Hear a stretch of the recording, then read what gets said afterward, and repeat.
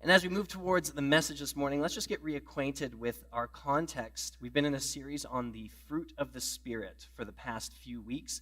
We're going out of Galatians chapter 5. We're going to go from verses 12 and following. 13 and following. You, my brothers and sisters, were called to be free, Paul writes, but do not use your freedom to indulge the flesh. Rather, serve one another humbly in love. For the entire law is fulfilled in keeping this one command: love your neighbor as yourself. If you bite and devour each other, watch out, or you will be destroyed by each other. So I say, walk by the Spirit, and you will not gratify the desires of the flesh. For the flesh desires what is contrary to the Spirit, and the Spirit what is contrary to the flesh. They are in conflict with each other, so that you are not to do whatever you want. But if you are led by the Spirit, you are not under the law.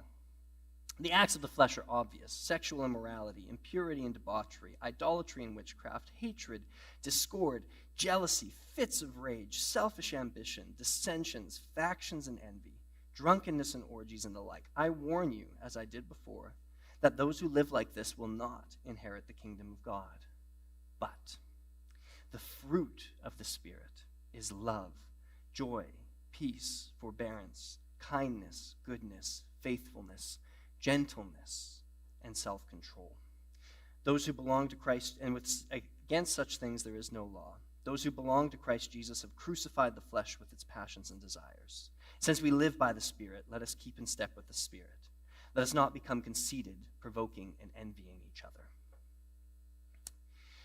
Jesus once said, "From the days of John the Baptist until now, the kingdom of heaven has suffered violence, and the violent bear it away."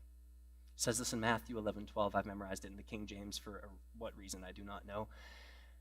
But Jesus' little aphorism seems to point to the fact that violent people and violence have always been stealing the good things of the kingdom and of God. And as much as it looks back, it looks ahead too. Because let's face it, the history of Christianity is filled with violence. Heretics burned at the stake, holy wars. Children taken from their homes and force-fed a truncated version of our beliefs. Fire up Twitter. It's not just physical violence. Fire up Twitter and look at some of the most popular Christians out there, and you'll see them slandering and defaming each other. It's no wonder Paul told us, watch out lest you bite and devour each other. But he also said in Galatians 5:19 that the works of the flesh are obvious. There's something obvious about when people are acting like animals. But you'll notice he gives no such qualifier to the fruit of the Spirit. Love, joy, peace, patience, forbearance, kindness, goodness, gentleness, and self-control. These are not the natural course a human life takes. And even those dressed in the robes of Christ's authority have been deaf to the gentle breeze of God's Spirit. The victory of violence in our history has been the failure of our generations to grow in gentleness. I concede there is no aspect of the fruit you will hear less about in our culture than gentleness. It turns out that God's kingdom is not just different in its values, its principles, its worldview. God's kingdom is different in the way it grows. Where human beings are prone to try and grow their agendas with violence, God's kingdom grows gently. Why? Because God's kingdom is a kingdom of love. And love cannot be forced.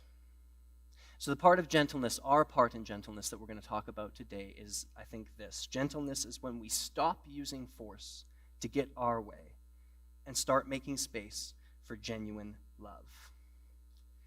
Now, I have been reading Pastor Dave's book on preaching, and I've been listening to some of his old sermons, and I realized that I've been lacking in my preaching at Summit Drive. There's been something I've been completely neglecting, and I'm so sorry for that. I need to talk a lot more about Lord of the Rings. So we're going to do that today. One of the things I love about the Lord of the Rings is Gandalf. Who doesn't love Gandalf, right? Come on, he's got some of the best moments in the whole series. But one of the things that you notice with Gandalf is like, how powerful is this guy really? Most of the time, he looks like a decrepit old man. He uses his power only to increase his consumption of tobacco, using his finger to light his pipe and blowing smoke ships. But then there are these other moments when he stands alone against the great demon, the Balrog, in the mines of Moria, or he rides out alone against the Witch King on the back of a Nazgul. It seems he wasn't kidding when he turned to Bilbo that one night and said, "Do not take me for some conjurer of cheap tricks." Now, Tolkien didn't want Lord of the Rings just to be an allegory for Christianity, but I think he failed a little bit with Gandalf. There is a lot of Jesus in Gandalf, because there's this one weird moment in Matthew's gospel. On the night that Jesus is betrayed, the soldiers come to take him, and one of his disciples has a sword, and they use that sword to cut off a soldier's ear. And Jesus says to this disciple in Matthew 26:52, "Put your sword back in its place, for all who draw the sword will die by the sword.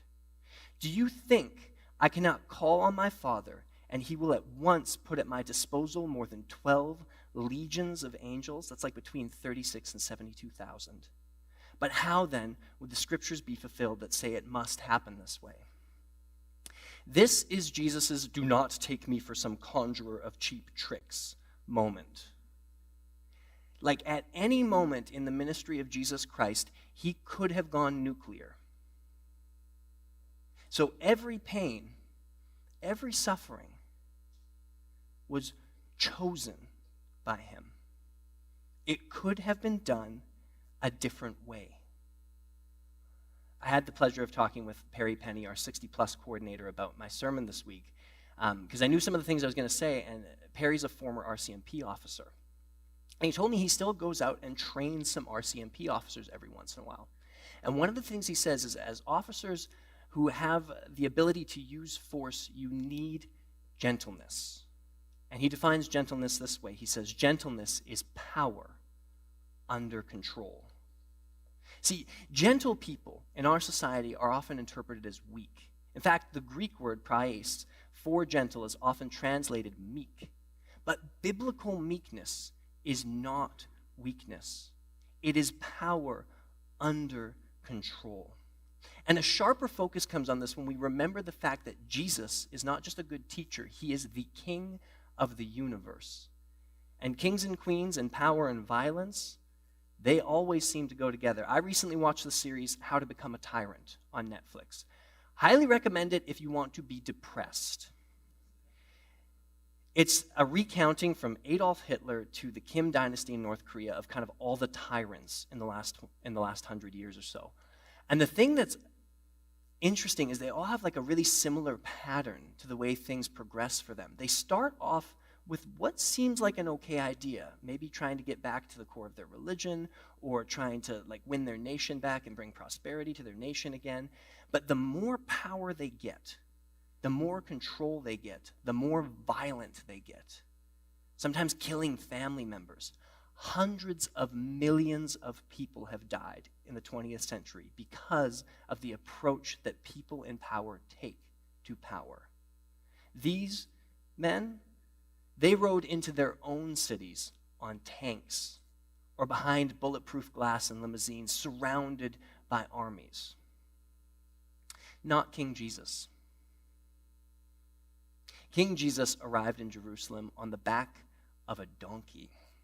There's an impolite word that you can use for donkey as well, right? And that seems to fit here, right? This is meek. This is mild. He's got 12 losers around him. This is his great grand entrance into the city, a fulfillment of the prophecy of Zechariah. Say to daughter Zion, see, your king comes to you, gentle, and riding on a donkey, and on a colt, the foal of a donkey. Jesus is the gentle king, not because he's weak, but because he keeps his power under control. Like, because of that earlier statement about calling the angels, I'm pretty sure Jesus could have ridden into Jerusalem on the back of one of those beasts from the book of Revelation. You know, the like lion with wings covered in eyes and like a scorpion tail, shooting laser beams from his eyeballs at all his enemies. But he didn't. He chose not to. He kept his power under control. Why? Like, wouldn't it be better if he just forced us? Well, I can't recommend this movie, but I saw it in my foolish youth because it's very sacrilegious and has some not so great scenes in it, but there's this old Jim Carrey movie called Bruce Almighty, right? In it, a guy named Bruce is really having a rough time, and he complains to God. And God pulls a fast one on him and says, well, here, why don't you try being God for a little bit? And gives him all of his powers. But the writers had this one, piercingly amazing insight into the Christian tradition. When God gave all his powers to Bruce, he said there's one limit. You cannot force anyone to love you. Love cannot be forced. And most of the Christian tradition would echo this, that this is the one limit that God seems to place upon himself. He gives us choice. He gives us free will. There are arguments in Christianity about this, and there are some fine arguments for the other side that says that's not true, but most of the tradition, for most of the time, would tell you God gives us a choice because love is his goal and love cannot be forced. And if you're thinking I'm basing all my theology on Jim Carrey, I'm not. Dallas Willard actually talks a lot about this in his book, The Allure of Gentleness. He says that, it seems like if you kind of read between the lines, it looks like God's purposes in history are to bring about a community for him to dwell in, a community that he describes as free, conscious, living. No robots here. And for Willard, this explains a whole host of really uncomfortable Christian ideas. Things like, well, why isn't God more obvious? Why isn't he just showing up in all of his glory all the time? Well, Willard says if God showed up in his glory all the time, you'd kiss your free will goodbye. He'd be irresistible. You wouldn't have a chance. Or even the concept of something like hell. Willard says, God respects choice so much that he lets us get to the point where we believe we're God. And the worst thing for someone who believes they're God is to spend eternity in the presence of God. So there's a place where God is not. It's because he wants a kingdom of love that he gives us choice. Now, the best example of this in the life of Jesus was told to me by my New Testament professor, Rick Watts. It's in Mark chapter 5. It's a familiar story. You might know it. It's where Jesus heals the man who has many demons, a legion of demons. But Rick would say, and so would biblical scholar Ched Myers, that this whole scene is actually presented as a conquest narrative. So Jesus has just crossed the sea and calmed the storm. And we're kind of supposed to see him as Washington crossing the Delaware, right, at the front of the boat. And he lands on the shore and he gets in a conflict. But it's not a physical conflict. It's a conflict that's spiritual. A man comes to him who's been distressed, who's been covered, who's had chains on that he can break. He's been hurting this community forever. He's possessed by demons. He's demonized is the right way to say it. And Jesus asks these demons their name, and they say, we are legion, for we are many. But legion, that's a Roman military term. And Jesus dismisses legion. He commands them to go away.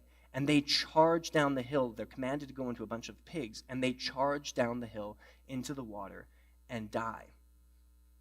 And then the townspeople find out about it, and they all own brunch and barbecue businesses that relied on that pork. So they are not happy. That part's not in the Bible. That's my conjecture. So they come to Jesus and they say, we would like you to leave. They kind of politely tell him to get lost. And what does Jesus do? He leaves. We call Jesus Lord. That's a direct lift from Roman propaganda for Caesar. The only Lord that anybody in Jesus' time knew was the Emperor Caesar. If Caesar landed on your shores and won his first battle, and you politely told him to get lost, he would crucify half of you.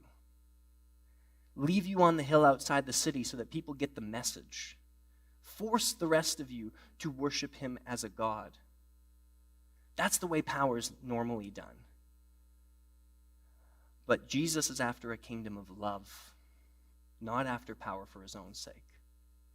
So he doesn't force it on anybody. So what does this mean for us, in our normal, average day daily lives? What does cultivating gentleness look like?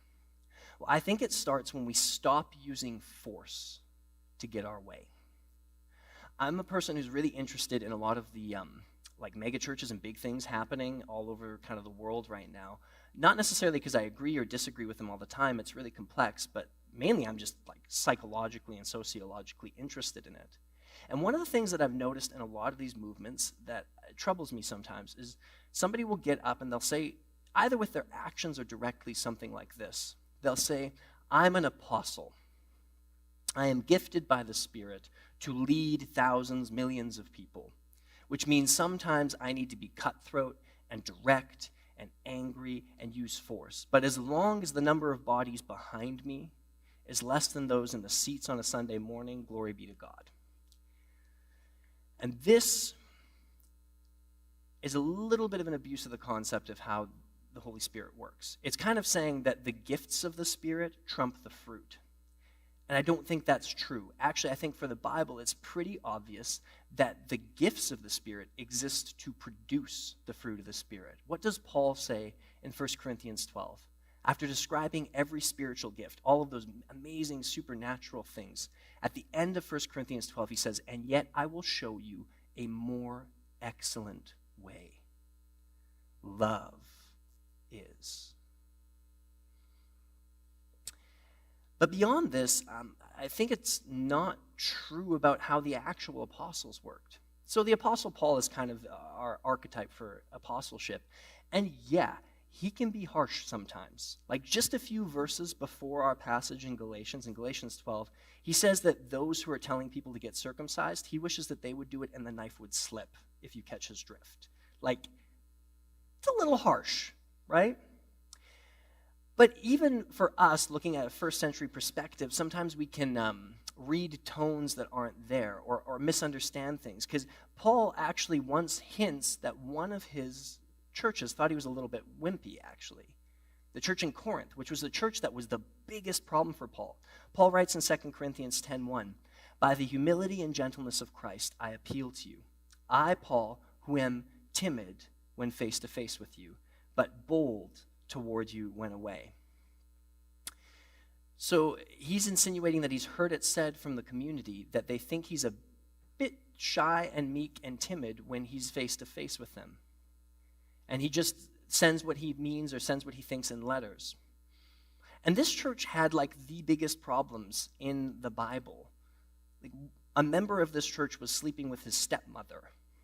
Right? The rich were starting the love feast and finishing all the food before the poor got there. Members of this church were taking each other to court.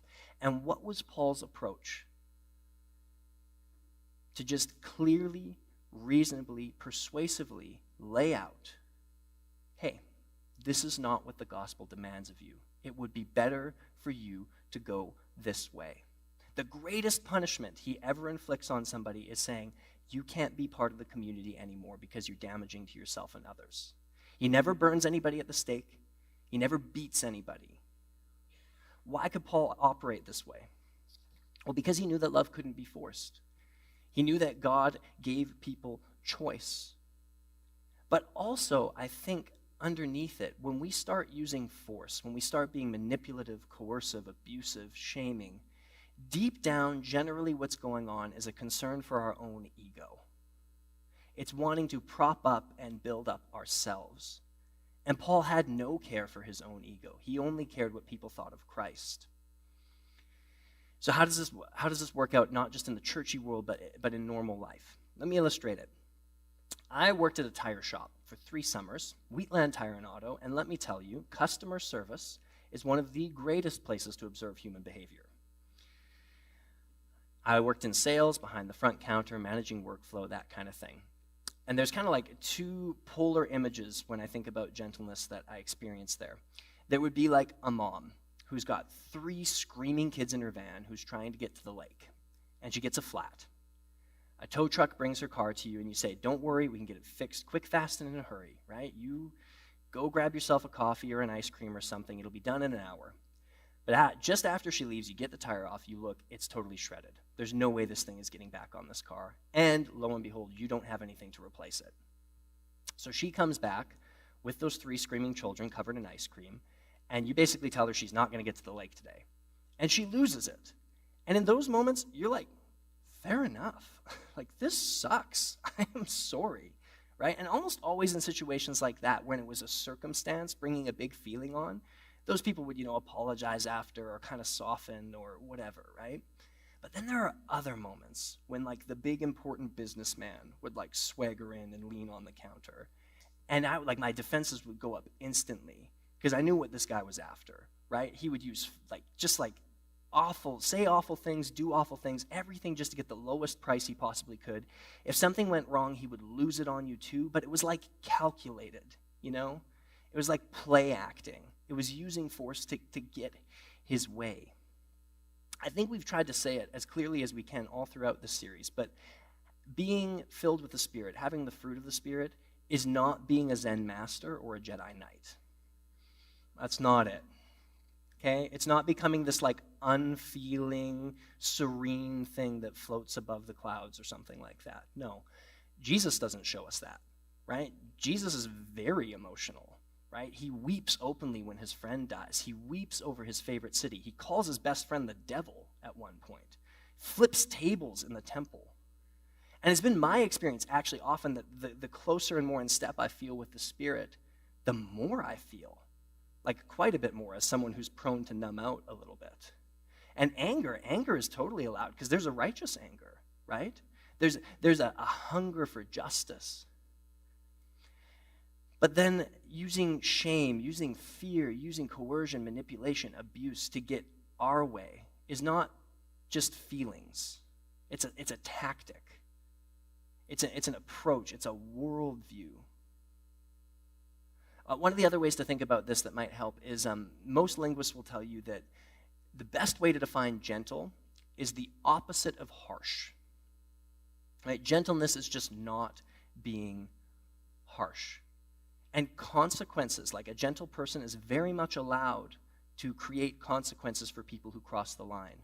You know, the Bible has that Old Testament eye for eye, tooth for tooth thing, which some of us are like, oh, that sounds gross and awful and cruel. But my Old Testament professor used to say all the time, actually, that's one of the first times in history that the idea of proportionate justice came into the world, right? Eye for eye, tooth for tooth means that whatever the transgression is, whatever the problem is, the consequence should be proportionate. It shouldn't be harsh. You don't execute someone for stealing a loaf of bread, which is something that was done in the ancient world. So when it comes to our interactions, our parenting, our relationships, a gentle person can very much stand firm in what they believe in, can very much argue persuasively for what they believe in, can create consequences when a line has been crossed. But we watch out for being harsh, and I think we all intuitively have a sense of where that line is. Right? We've all had that moment when we feel we've crossed into this is about trying to hurt the other for the sake of hurting them, or for the sake of saving myself. There's another side of gentleness too, though. You know, most people who look at Jesus the gentle king would say that what they see is an example of non-violent resistance. Chris Wright says that gentleness is the ability to endure hostility and criticism without aggression. And people like Nelson Mandela, Mahatma Gandhi, Martin Luther King Jr., all of them have said that Jesus' nonviolent resistance in the world is what inspired them to make sure that violence and force wasn't part of their movements, or was as little part of their movements as humanly possible. Now, that gets into some deep things, like the question of pacifism in Christianity. There are many Christians that go all the way there and say force can never be used. I'm personally not there, but that's something I think we all need to reckon with and reconcile with and wrestle with the Spirit about when it comes to the example of Jesus the gentle king. But if we get really simple, I think maybe a few of us have seen examples of when somebody is in like an argument, or somebody's in like the customer service situation at the tire deck and somebody's like screaming at them and they don't fight back. And there's something powerful about that, isn't there? That moment when somebody's in their face and they just say, okay, I'll help you the best I can, or, I'm sorry I can't help you today. When they don't escalate it, when they don't meet violence with violence. But that approach, that ability to kind of absorb that force in some of those situations, that sounds really scary, doesn't it? So Eugene Peterson defines gentleness this way. Gentleness is the freedom to abjure from Promethean assaults on the recalcitrant world, and to be instead salt and light and leaven. Big words, I know. Prometheus is the Greek god from Greek mythology who gives fire to humanity, and with fire gives warfare. Peterson's essentially just saying we're freed from forcing our will upon the world with gentleness. But what an interesting way to say it. Freed. We are set free from getting our way. What could possibly give this freedom? Because let's face it, the world teaches us all the time that gentleness doesn't work. Nice guys finish when? Last, right? That's what we say.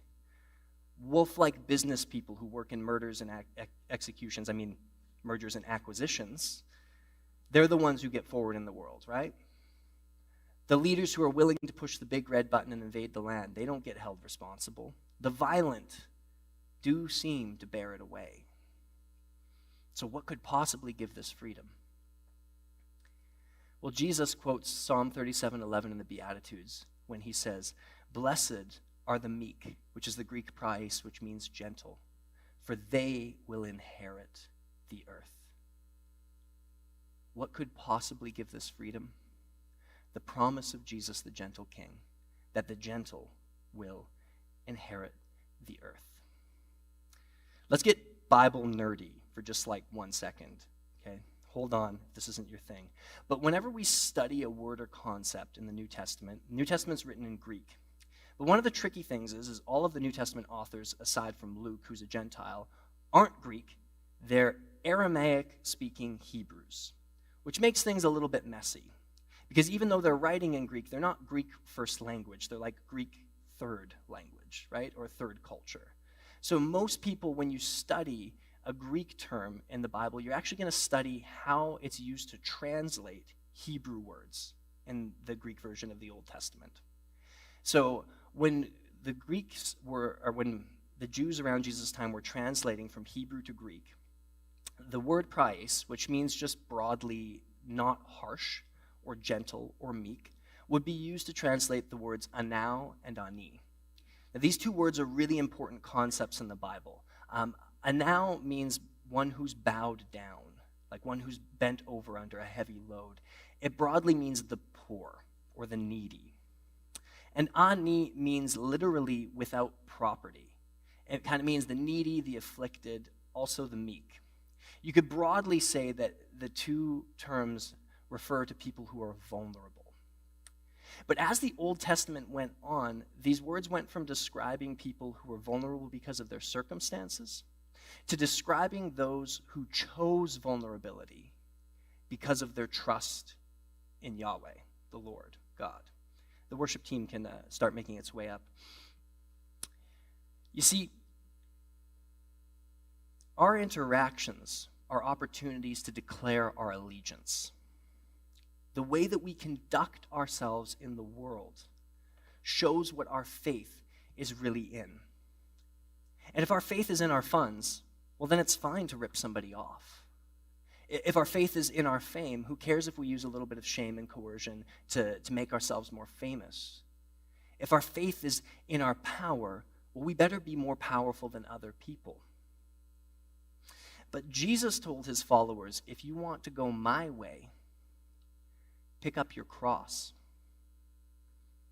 Going Jesus' way means that there is vulnerability, that we are vulnerable to a world that does operate based on force and violence, that does treat power as something that's to be let loose in aggression. It makes us a little bit vulnerable to some of those Promethean assaults from the world. But historically speaking, Christians have been fine with finishing last because their king said that the last will be first. Historically speaking, many Christians actually died for their faith because they knew they lived in a body that was built to be resurrected. Christians throughout history were fine with having a poor reputation in the world because they knew that the King of all creation called them his own.